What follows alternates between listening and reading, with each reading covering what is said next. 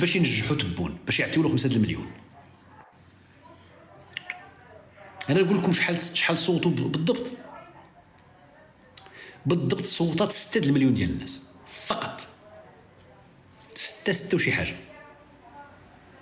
شتي ديك الاصوات الخاويه هذيك زادوها في الرقم اللي ما يقدروش يزوروا في المحاضر، زادوها بانها اصوات ملغاه باش يطلعوا النسبه ديال المشاركه، لان النسبه كانت 26% مع 5 د العشيه. اش بان لكم في هذا التحليل؟ والله غير كنخربق ياك، واش نيشان ولا غير كنخربق ياك بنت عمي؟ نيشان ياك. هذوك 5 المليون اللي زادوها باش يطلعوا في النسبه المشاركه بان حنا عندنا 48%. اما النسبه اللي معلنه عليها في 5 د العشيه وهي اللي زادت شويه في 28 27%. شحال كتعطيك؟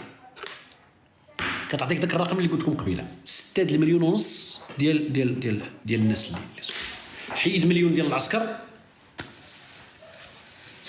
هذه دابا اللي يقدروا يكتبوها في المحضر وكذا وكذا وكذا.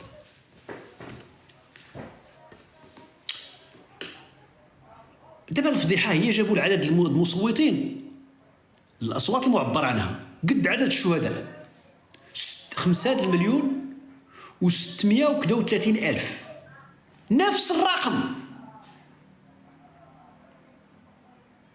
مرة كتكلموا على الانتخابات، واش هذوك الانتخابات عندكم؟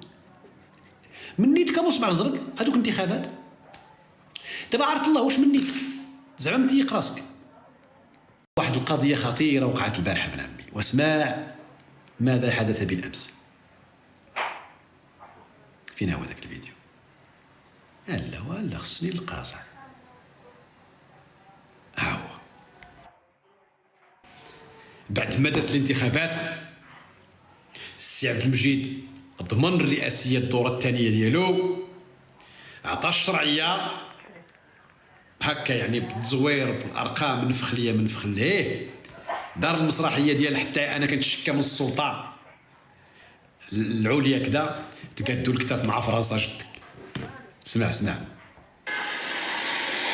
أيها الفرنسيون، الجزائر ليست محميتكم. لقد أصبح موضوع الجزائر واحدة من الطقوس، بل واحدة من الثوابت التي باتت تستنفر الصحافة الفرنسية، التي تحولت إلى جوق إعلامي يحترف كل الممارسات العدائية ضد الجزائر، ومن أبرزها قناة القمامة فرانس 24، إذ ينطبق على كل هذا تلك المشكلة الأبدية للجمل الذي يبحث عن حدبة فوق جمل آخر دون أن يكلف نفسه الالتفات لرؤية حدبته. فقد بات الشغل الشاغل للصحافة الفرنسية السعي لتعميم الصورة بالاعتماد على نبرة التهويل المليئة بالأكاذيب، إذ يتهجم هذا الجوق بخزي دون حياء على كل التحولات التي تشهدها الجزائر منذ انتخاب الرئيس تبون رئيسا للجمهورية، في الوقت الذي تشهد فيه فرنسا إحدى أحلك المراحل في تاريخ الجمهورية الخامسة. يا أعضاء هذا الجوق الإعلامي الفرنسي المعادي للجزائر، إن الجزائر التي تم طردكم منها بلد الحريات، بلد مستقر ومزدهر بعيد كل البعد عن مستعمرة البؤس، والدليل على ذلك النتائج الإيجابية التي حققتها بشهادة الجميع الهيئات الدولية على غرار البنك العالمي وصندوق النقد الدولي. فمن الأجدر بهذا الجوق الاعتراف بأن الجزائر أفضل حالا بالكثير من فرنسا. بالفعل إن الجزائر سنوات 2020 دولة تزخر بمؤسسات شرعية ومستقرة، بينما أصبحت فرنسا دولة غير مؤهلة للحكم. وفي الوقت الذي تظل فيه الجزائر بلدا ليست له مديونية، تغرق فيه فرنسا في بحر ديونها التي تفوق 3000 مليار ضمن 5 دول أوروبية الأكثر مديونية. وفي حين أن العالم بأسره لا ينفك الحديث عن الجزائر وتقدمها الكبير في شتى المجالات، أصبحت فرنسا مسخرة العالم. فحري بهذا الجوق الإعلامي الفرنسي الذي لطالما غض الطرف كلما تمت الإشادة بالجزائر أن يتجرع الحقيقة المرة وأن يدرك للأبد أنه يستحيل تشويه صورة دولة عريقة كالجزائر وشعب عظيم وأبي كالشعب الجزائري، وأن يلتفت إلى محمياته، فالجزائر ليست ولن تكون إحداها، فهذا هو العهد الذي قطعناه أمام شهداء ثورة التحرير. دابا اللي واعر في الامر شنو هو؟ هذا الشيء وقع البارح. وكالة الانباء الجزائريه تهجمت على فرنسا، تهجمت على فرنسا 24 على الدوله، سبات عايرات. اليوم صباح ماكرون كيهني في عبد المجيد، كيقول له مبروك عليك السي عبد المجيد، العهده الثانيه والانتخابات والفوز، والعلاقات الجزائريه الفرنسيه غادي تمشي وغادي نتمنوها وغادي. شتي الفرق بين الناس والكيادر؟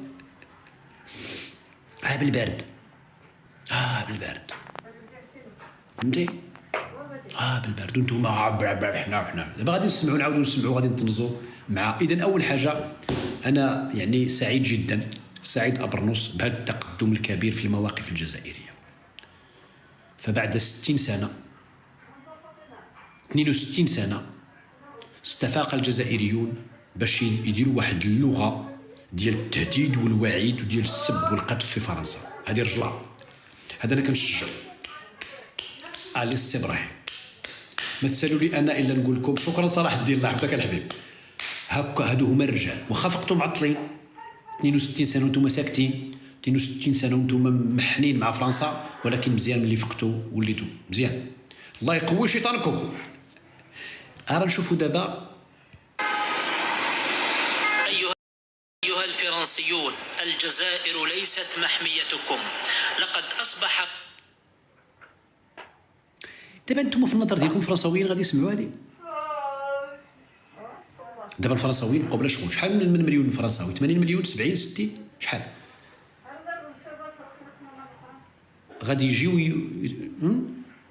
موضوع الجزائر واحدة من الطقوس، بل واحدة من الثوابت التي باتت تستنفر الصحافة الفرنسية، التي تحولت إلى جوق إعلامي يحترف كل الممارسات العدائية ضد الجزائر.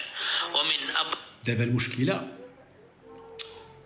هو داك اللغة اللي كانوا كيديروها توجه المغرب، الصحافة الرسمية ديالنا ولا كذا ولا كذا ما كاينش، هما كيسبوا يعايروا. دابا نفس الشيء غيديروه مع فرنسا، فهمتي؟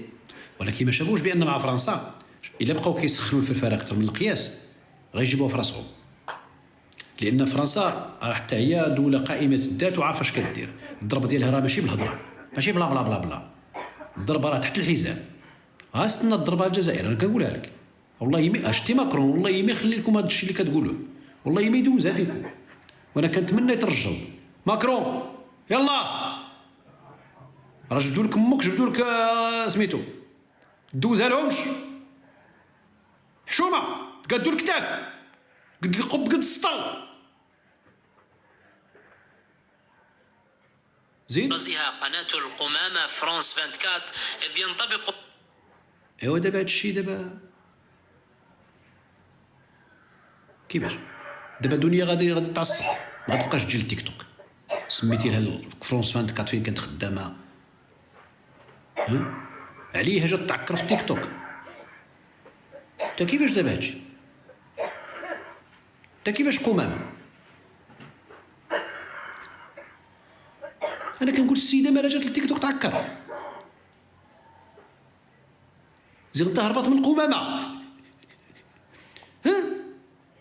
زيد على كل هذا، تلك المشكلة الأبدية للجمل الذي يبحث عن حدبة فوق جمل آخر دون. هذا واش تقريب صحافي ولا كتهضر مع حناك ولا امك؟ واش كدير مثال الشعبيه ديال الجمل كيشوف حدبة خوه كذا؟ هاد اللغه هاد الجمل الحدبه مازال نتوما كتفكروا بالمنطق ديال الجمل والحدبه؟ فين عايشين الزمر؟ فين عايشين؟ قولوا الصاروخ كيشوف القمقمه الصاروخ ديال خوه الصاروخ، قولوا الاس 500 كيشوف القمقمه ديال الاس 600. باقي راكم في القضيه ديال الجمل في عنترة بن شداد وامرؤ القيس، ان الجمل عاود عليك فهمتي؟ يكلف نفسه. اقسم بالله العظيم لا طيحت. انا صافي ما بكيتش الاخوان، صافي بزاف اصاحبي. عاود هاد الجمل هادي. أما فرانس 24 إذ ينطبق على كل هذا تلك المشكلة الأبدية للجمل الذي تلك المشكلة هو الحمار. تهضر اللغة العربية وانت ما تعرفش المشكلة من المشكلتين.